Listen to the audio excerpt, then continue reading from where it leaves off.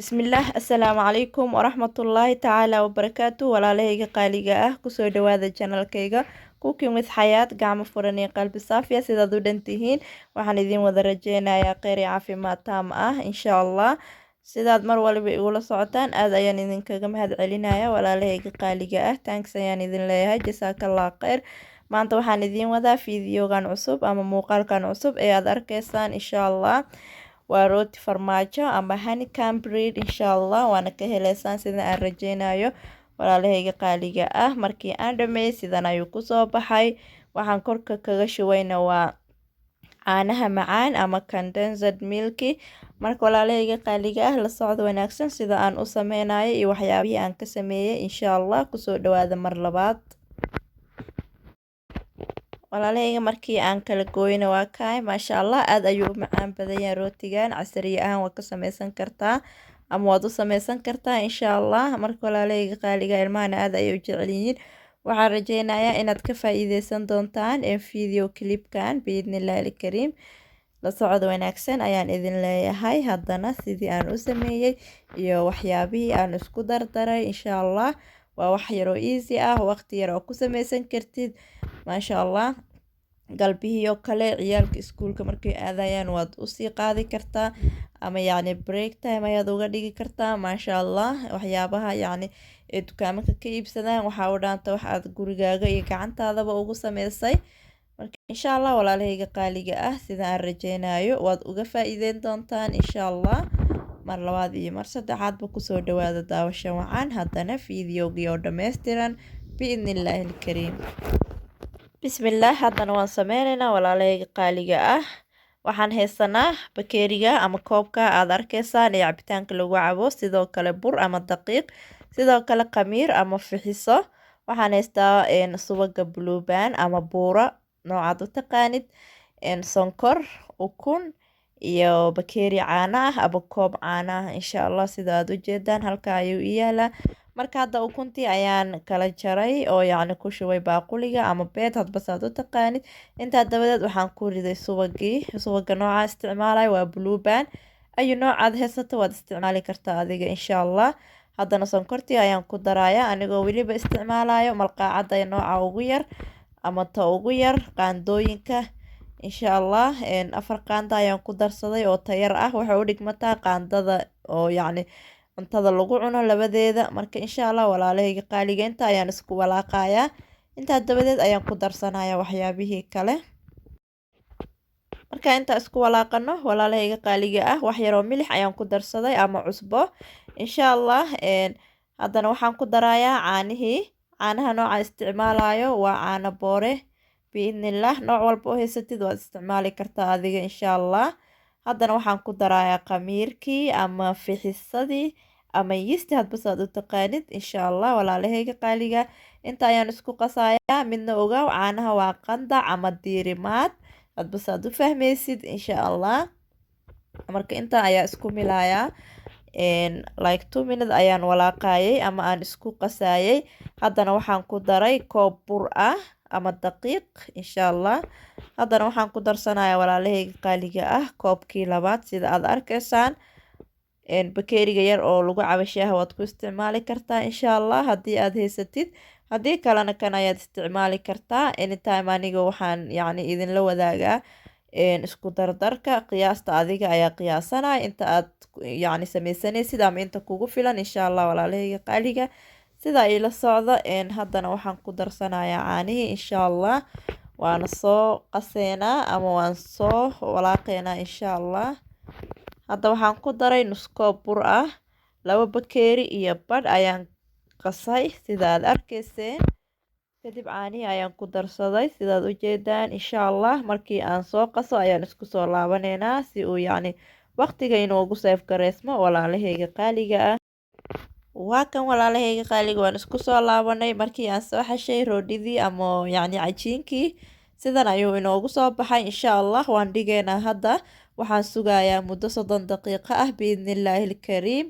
30 daqiiqo kadib ayaan isku soo laabaneynaa markuu inoo soo qamiiro ama inoo soo faxo biidnillaah. marka insha Allah walaalahayga qaaliga ah waxaan idin rajeynayaa caafimaad wanaagsan iyo la socod wanaagsan insha allah fiidiyowga min bilow ilaa dhammaad in aad daawan doontaan kana faa'iideysan doontaan insha allah. waan daboolanay sida aad arkaysaan walaalahayga, maradaas ayaan qab ku siiyey oo yacni inay hawo aragto ama dabeel uu arko lama rabo, burka inuu kuu qamiiro ayaa la rabaa insha allah. wax ku huuri maro yar ama marada istaraashada ee kushiinka insha allah. axbaabi fillah, haddana waa kan wuu noo soo qamiira burkeenii dhabal ayuu noo soo noqday. haddana waan yacni jarjaraneynaa biidni illaahi ilkariim. halkan ayaan soo saaranayaa sida aad arki doontaan walaalahayga qaaliga ah. mar labaad ayaan gacanta marinayaa ama aan isku celinayaa insha allah si cabirka uu igu saxmo biidni illaahi ilkariim, ama gadaal uu u laabta burkii soo faxay uu isla ekaado insha allah sida aad aragtaanba ama aad u jeedaan. intaa kadib waan jarjarayaa insha allah. waxaan soo qaadanayaa midi. hadda waxaan idin tusayaa farmaaji aan ku dari lahaa ama jubna hadba saad u taqaanid insha allah. noocaan isticmaalayo waa noocaas. ayu supermarket ayaa kasoo iibsan kartaa walaalahayga, waana laga helaa supermarketyada insha allah. hadda burkii ayaan jarjaranayaa ama cajiinkii sida aad arkaysaan insha allah. inta uu ii noqdana waan isla arki doonaa.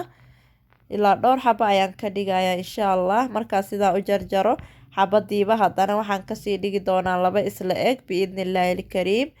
marka walaalahayga qaaliga ah, waxaan rajeynayaa inaad ila socod doontaan insha allah.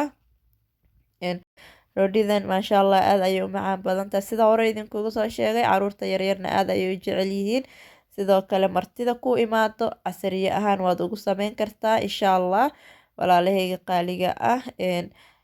caruurtana waad intaad u sameysid yacni guriga waad u dhigi kartaa ilaa 2 maalin camal way haysan karaan oo yacni wax kaa halaawaya ma ahan. just markii aad siineysid waad usoo qandicineysaa ama microwave-ka ayaa ugu soo kululeyneysaa insha allah. kadibna waxaad ugu dareysaa malab ama sonkor yacni lasoo diiriyey, ama haddii kale haddii aad haysatid caanaha macaan condensed milk insha allah. marka walaalahayga qaaliga ah, haddana waxaan dhexgelinayaa jubnadii ama jiiska nooca yaryar hadba saad u garaneysaan insha allah. waxaan hadda soo jarjaran doonaa insha allah cajiinkeenii sida aad arkaysaan. xabadiiba 2 ayaan ka dhigay. intaa kadib haddana waxaan soo kala jarjarayaa jiiskeenii 3 qeyb ayaan ka dhigayaa midhkiiba, ama xabadii yacni jiiska ahayd waxaan u qeybiyey cafwan waxaan u qeybinayaa 3 qeyb ama 3 gobol ama 3 cad hadba saad u taqaanaan insha allah. marka roodhidii ayaan dhexda ka gelinayaa ama cajiinka insha allah. sidaa ayaan kusoo wadayaa walaalahayga qaaliga ah. daawasho wacan ayaan idin leeyahay. waad arkaysaan ayaan u maleynayaa. cajiinka dhexdiisa ayaan gelinayaa, kadib waan ku laabayaa oo sidaa ayaan gacanta ugu malaasayaa ama aan ugu wareejinayaa sida aad u jeedaan muuqaalkaba. marka insha allah walaalahayga qaaliga ah, sidaa ayaan kusoo dhammaystirayaa insha allah. mar walbana waxaan jeclahay waxyaabihii aan sameysanayo in aan idinla wadaago biidni illaahi ilkariim. inkastoo timeka igu yaryahay waxaan isku dayayaa insha allah mar walba in aan yacni idiin soo geliyo fiidiyooyo tayo leh insha allah oo aad ka heshaan biidni illaahi ilkariim kana faa'iideysataan. marka walaalahayga qaaliga ah, sidaa iila socda.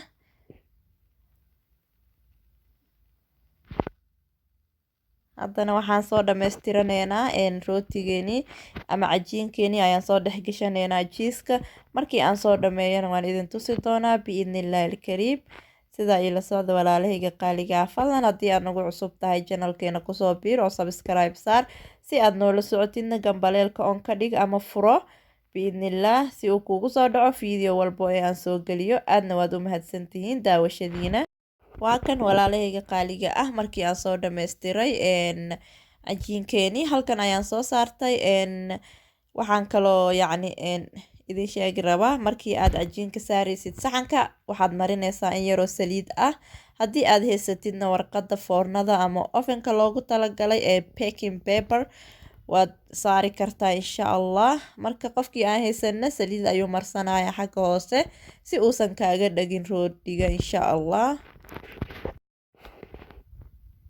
haddana axbaabi fillah waxaan marinayaa ukun yar iyo caano aan isku soo qasay. Cajiinkii xagga sare ayaan ka marinayaa ama waxaan ka marinayaa burki sidaad u jeedaan, ama rootiga dushiisa ayaan marinayaa hadba sidaad af soomaaliga u fahmaysaan walaalahayga qaaliga ah. Marka insha allah markii aan sidan usoo marmariyo intaa kadib waxaan gelin doonaa ovenka ama foornada insha allah. Qof walba wuxuu haysto ayuu ku dubayaa. Haddii aadan foorno haysanin waxaa ku duban karaysaa insha allah xagga sare ee kuukarka. Waan idiin soo gelin doonaa isagoo lagu duwaayo xagga sare insha allah. Sidoo kale doolshe lagu duwaayo xagga sarena waan idiin soo gelinayaa, maadaama dadka badankood aysan heli karin foornada korontada insha allah. Marka walaalahayga sida ugu dhaqsiyaha badan ayaan idinkugu soo gelinayaa hadduu rabbiga awoodda leh ii saamaxo. Marka haddana waxaa marinayaa ukunteenii, waa ukun iyo caano aan isku soo qasay. Ukunta qeybta jaalaha ah ama shaharka insha allah. Qofkii oo ukunta aan jecleenna wax yaroo qal ayuu iskaga dari karaa ukunta, yacni urteeda qofkii aan jecleen. Marka insha allah walaalahayga qaaliga ah sida ayaan kusoo dhammaystirayaa. Ukunta waxay kaa caawinaysaa inay ku siiso midab guduudan ama midab qurux badan insha allah. Marka walaalahayga haddana waxaan gelinayaa foornada. Ila socod wanaagsan ayaan idin leeyahay insha allah. Waa kan walaalahayga waxaan soo geliyay foornada ama ovenka qeybta hoose sidaad u jeedaan insha allah. Marka hore waxaan u daarayaa xagga hoose. Xagga hoose markuu noo soo bislaadana xagga sare ayaan ka shidan doonaa insha allah. Waa kor iyo hoos sidaa ila socda. Ugu dambeynna sidan ayuu noogu soo baxay walaalahayga qaaliga ah. Markii aan kasoo qaaday kor iyo hoos waad aragtaan maasha allah.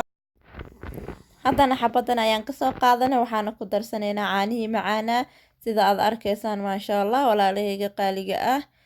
rootigeeni maanta sida ayuu noogu soo baxay aadka u macaanka badan una qurxan insha allah. waxaan rajeynayaa muuqaalkeena maanta inaad ka wada hesheen insha allah. haddaa nagu cusub tahay kusoo dhawow janalka, subscribe saar insha allah. asxaabtaada la wadaag oo usii sheer gare, like-na saar biidnillaahi ilkariim. si aad ula socotidna gambaleelka furo biidnillah. aadna waad u mahadsantiin walaalahayga qaaliga ah. waxaan idinku dhaafayaa salaanta islaamka ee aadka sharafta iyo qiimaha u leh. والسلام عليكم ورحمة الله تعالى وبركاته. في أمان الله.